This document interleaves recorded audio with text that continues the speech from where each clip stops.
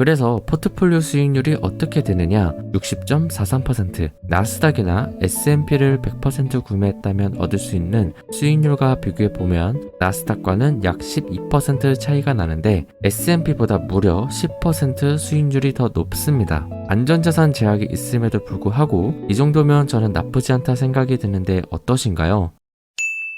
안녕하세요, 유스칼입니다. 오늘은 퇴직연금 계좌를 어떻게 하면 공격적으로 투자할 수 있을까 궁금하신 분을 위해 포트폴리오를 정보 공유 차원에서 말씀드려 볼 건데요. 퇴직연금의 경우 주식 같은 위험 자산으로 분류된 상품을 최대 70%까지 구매할 수 있는데 오늘 공유드릴 포트폴리오는 퇴직연금이지만 주식 비중이 최대 90%까지 노출되는 전략이라서 주식시장이 하락한다면 타격이 좀 있고 반대로 상승한다면 보통의 투자자보다 수익률이 높을 포트폴리오입니다. 그래서 장기간 보유할 수 있는 분에게 유용할 거라 생각이 드는데요. 우선 포트폴리오 베이스는 패시브 ETF입니다. 왜냐면 보통 우리는 바쁜 일상으로 매일 분석하고 대응을 할 수 있는 게 아니기 때문에 또 그게 가능해도 수익률은 다른 문제이기 때문에 퇴직연금에서 개인 투자자는 패시브에 투자하는 게 좋다는 생각이 드는데요. 그래서 위험 자산으로 말씀드릴 수 있는 건 선진국 ETF, 중국, 인도 같은 마켓을 좋게 보신다면 신흥국 ETF도 같이 구매하는 방법이 있고 아니면 제일 인기 있는 방법으로 미국만 투자하는 S&P나 나스닥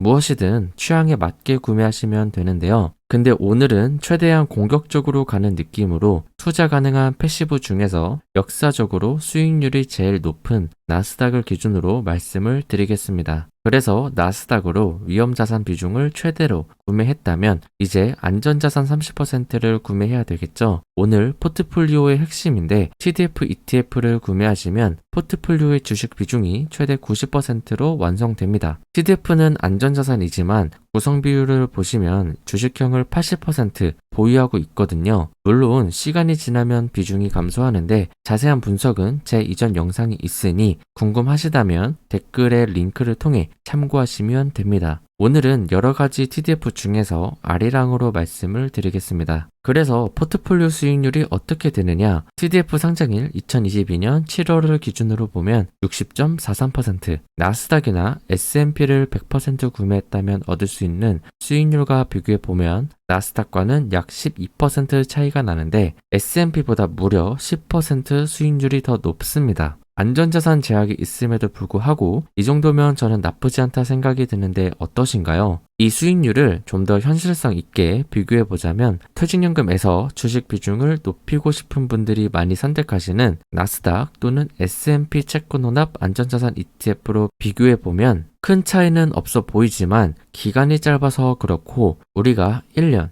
2년 투자하는 게 아니기 때문에 시간이 지나면 지날수록 격차가 있을 거라 생각이 들거든요. TDF 성과에 따라서 다르겠지만 현재 기준 같은 벤치마크를 사용하는 미국 상장 ETF로 길게 백테스트를 해보자면 수익률이 의미 있게 차이가 날 수 있다는 점 말씀드리겠습니다. 한 가지 주의점으로 TDF를 꾸준히 홀딩할 수는 없고 중간에 교체해줘야 하는데 이 점도 마찬가지로 앞서 말씀드렸던 링크에 내용이 있으니 확인 부탁드립니다. 만약에 여기서 수익률을 더 높이고 싶으시다면 내가 생각하는 전망 좋은 ETF 적절하게 추가하시면 좋은 결과를 얻을 수 있지 않을까 생각이 드는데요. 관련해서 연금계좌에서 투자 가능한 전망 좋은 ETF 콘텐츠를 올려둔 게 있으니 궁금하시다면 마찬가지로 댓글에 링크 참고 부탁드리고 지속적으로 콘텐츠를 업로드할 예정이기 때문에 보시고 오늘 영상이 마음에 드셨다면 구독, 알람 부탁드립니다. 그럼 저는 다음 영상에서 찾아뵙겠습니다. 시청해주셔서 감사합니다.